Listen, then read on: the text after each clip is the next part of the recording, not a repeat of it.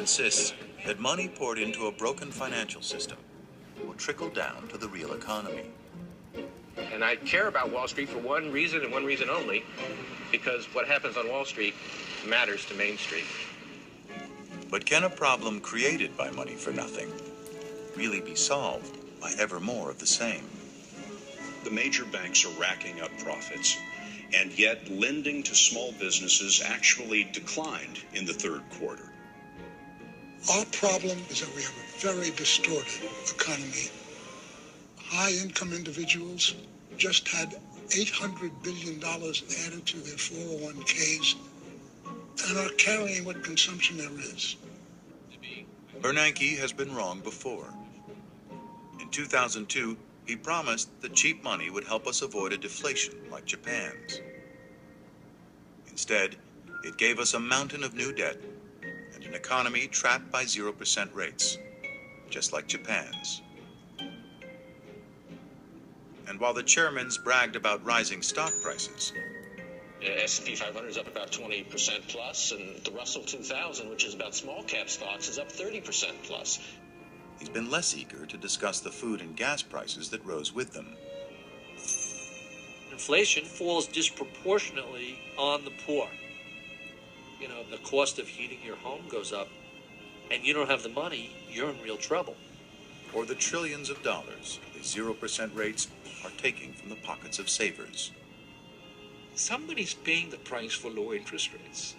It's you and me who have money market accounts which are earning 0.27%.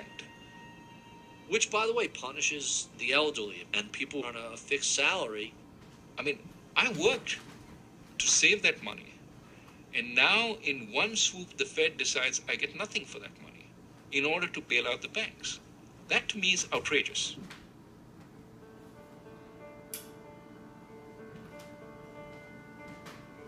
So here you have a group that instigates movements in asset prices to get the economy going the following year.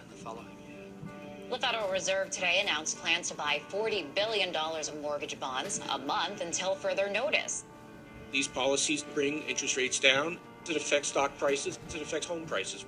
If people feel better because their 401k looks better and their house is worth more, they're more willing to go out and spend. They don't try and stop that or moderate it in any way. So they have a bigger collapse the next time and a bigger one the time after. To see that and then see it all crash and to learn nothing. Quantitative easing is the last desperate gambit on this game of stimulating asset prices. You have what degree of confidence in your ability to control this? 100%. There ought to be a greater degree of humility on the part of those who are operating or pretending to operate complex systems. You know, rates can only go to zero. And at that point, free money doesn't enable asset values to keep growing. And the only tool they have left at their disposal now really is psychology. People's belief that the Fed can solve problems. But mechanically, they can't at this point.